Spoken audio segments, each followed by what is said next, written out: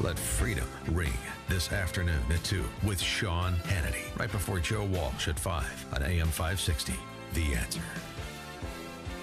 Dan and Amy, and I'm going to talk to Rich Lowry, editor of National Review. He's got a good piece about the gun control arguments being advanced by the left. But we should note, speaking of the left, that, boy, the field of celebutants for the Democrat nomination for president 2020 is getting crowded. And it may be joined, even though Oprah denies it. She's not interested, says Oprah. And what about The Rock? Oh, no, he told Paula Ferris on ABC News he's not interested. Yeah, okay. He was just toying with us for a little bit. Maybe Lena Dunham, I think she's interested. Gross. Jimmy Kimmel, I think he could be recruited. He's old already. What about Mark Cuban? He did play the president in Sharknado. And that's ideal training. You know what? That's where he probably got a taste for it and thought, you know what? I can nail it. He nailed it in the movie. He can nail it in real life. He was asked about this in a recent podcast interview with some fungible Democrat state senator in South Carolina. This is what he said. Are you considering, Mark, are you considering running for president of the United States? Yes. Considering, yes. Ready to commit to it, no. And what, I'd like to think of myself as approaching it differently. I mean, I mentioned real briefly talking about health care. I mentioned real briefly talking about, integrating equity into small business and having an impact on tax law and tax reform. If I can come up with solutions that I think people can get behind and truly solve problems, then it makes perfect sense for me to run. If it comes down to, do I think I can win because I can convince more people to vote for me, then no, I won't run. I'm not going to go out there. Sounds like he's been at the Hillary Clinton school of stringing together words that, when combined, have no meaning. Now, also report Ann Coulter shortlisted to be his running mate, reprising the Sharknado role. Also, since he can't get Angela Merkel, I think he's going to try for Dirk Nowitzki. Oh, okay. So he has German representation on the ticket. For more on this topic and some serious ones, we're pleased to be joined by the aforesaid Rich Lowry, editor of National Review, Fox News contributor, author of the book Lincoln Unbound. Rich, thanks for joining us. Appreciate it. Thanks for having me. How's it going? So, Mark Cuban, are we looking at a President Cuban? Well, I think what happened last year just has opened up the ambit, widened the ambit of people you can think of as plausible presidential candidates. So, yeah, sure. Why not? All right. Well, because, honestly, who do they have on their bench right now? The Democrats. Well, they got that 80-year-old socialist. Yeah, and Joe Biden. These names are old. And they're Bernie stale. Sanders, too. I was talking about Elizabeth Warren.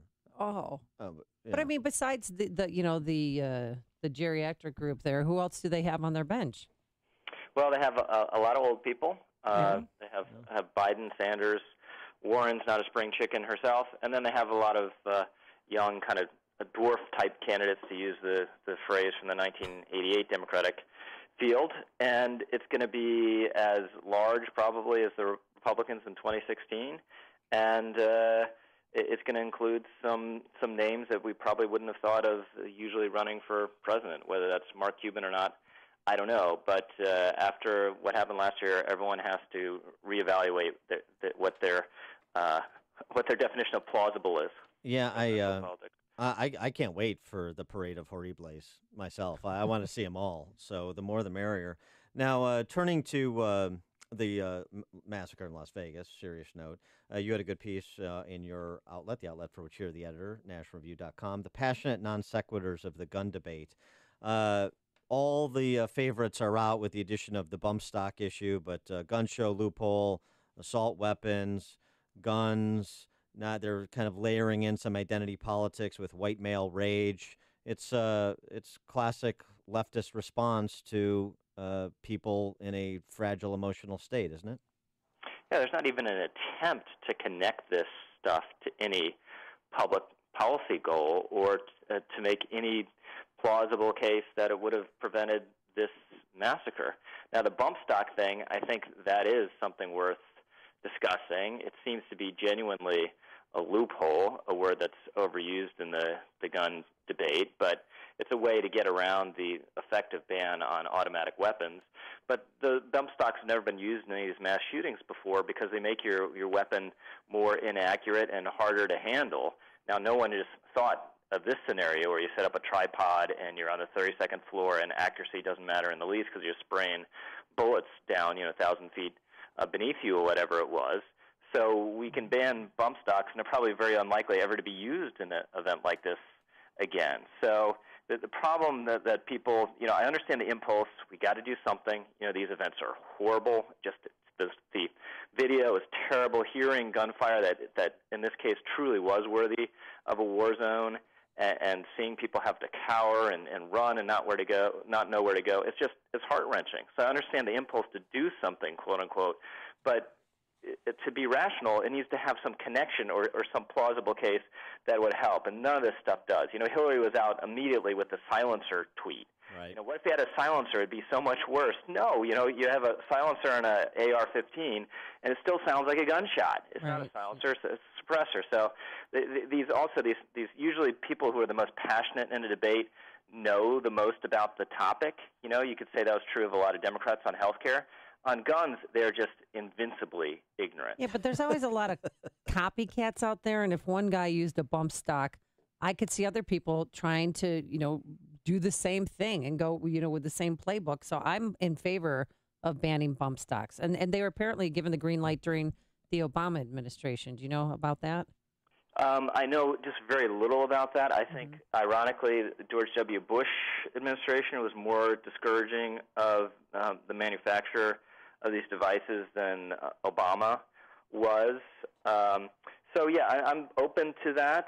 I just don't think it will stop these events. But I do take your point that what basically has happened in America, we just had copycat upon copycat of these type of events, and it's gotten into certain deranged people's heads that this is the way you commit suicide. You go out in a blaze of infamy, you cause untold heartache to innocent people, and then you kill yourself. And that's the root of the problem. If we could break that cultural dynamic and sort of disempower this model of suicide, then we'd solve the problem. I haven't heard any good ideas how we do that. Yeah, that's the tough one, confronting evil and cultural psychosis, if you will. And John Lott has a piece in FoxNews.com website, and he points out that all 4 of the 2015 mass public shootings in France involved machine guns, including the 130 people killed in November at that concert venue. He also points out 26 of the 29 mass shootings during the Obama administration occurred in Europe, where obviously gun control is much more stringent than it is in the United States. So it just speaks to kind of the, speaking of this gambling as part of the story, it's like the bad gambler. The left just keeps chasing and keeps fighting the last atrocity with the hope that this will somehow be a panacea, and there's just no evidence to suggest it will. Yeah, and they're not even chasing the last atrocity. The universal background check, for instance, we already have pretty extensive background checks, but none of these shooters ever fail a background check. And this is why it's so hard to stop. They're not criminals. They don't have a criminal record, and many of them might have severe mental illness, but haven't been adjudicated in any way. People might have been sort of frightened of them or concerned about them, but unless you have something on your record saying you're, paranoid schizophrenic or something, you're going to pass these background checks. So they constantly say background check, even though every one of these shooters passes the background check. So it's really just a symbolic politics, and I think we're really in a deadlock that will continue to go forward, except perhaps it would be possible to have a deal. We're going to treat bump stocks like automatic weapons, meaning effectively banned, but we're not going to treat suppressors like automatic weapons the way they are now. So you liberalize on suppressors, which the only reason people want those really is just to protect their hearing, and then we make bump stocks harder to get. What about limiting magazine sizes? I think that's another one that's worth thinking about. In this particular shooting, of course, it didn't really matter. He had a lot of time to load and reload. But people make the case to me, you're in your house, you want to defend yourself, you're not going to be necessarily very accurate in a high-stress situation. You might want a bigger rather than a smaller magazine. I want to get your reaction to the other piece of this, which is the this is a coordinated part of the messaging too, at least in my estimation. Sean King, Black Lives Matter, has a piece in The Intercept, White Privilege and the Lone Wolf Shooter, talking about how, angry white men are characterized differently, who commit atrocities are characterized differently than people of color. No wall along the Mexican border would have prevented this. No Muslim ban would have prevented this. Naz Modan, who is a content editor for a publication called Muslim Girl, had her piece amplified by CNN, how America silently accepts the rage of white men. And then no less than the former First Lady, Michelle Obama, during a conference in Pennsylvania, talks about how, we've got a real problem referencing the State of the Union. All men, all white GOP makes people distrust politics. On one side of the room, it's literally gray and white. That's the color palette on one side of the room. On the other side, there are yellows and blues and whites and greens, the beautiful rainbow representation. And the gray and white, meaning the GOP, is what causes people to lose faith in our politics. Well, the lone wolf white privilege thing, I don't get at all. I mean, this guy was a lone wolf, apparently. I mean, maybe we'll learn something. There was some connection to some other organization or ideology, but there's zero sign of it. So he's the very definition of a lone wolf, and why conservatives tend to be skeptical of that concept when it comes to Islamic terrorists. It's because usually there's some connection, at least to the ideology, where they've been radicalized online by consuming Islamist propaganda, or very often connection to these groups, which means they're not lone wolves. They are connected to a broader terrorist movement.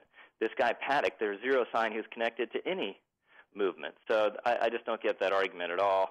And look, on Michelle Obama's point, I don't like the racialization of our politics, but look at Black Lives Matter. I can't imagine a more racialized movement than one that insists that you should never be able to say all lives matter. And it's very difficult to quantify, but I think Black Lives Matter and the how mainstream Democratic politicians kowtowed to it, including Hillary Clinton, really helped create a backlash that elected President Trump in last November. He is Rich Lowry, editor of National Review, nationalreview.com. He's got a good piece on the passionate non sequiturs of the gun control advocates on nationalreview.com, also the author of Lincoln Unbound. Rich, thanks for joining us again. Appreciate it. Hey, thanks for having me. And he joined us on our turnkey.pro answer line.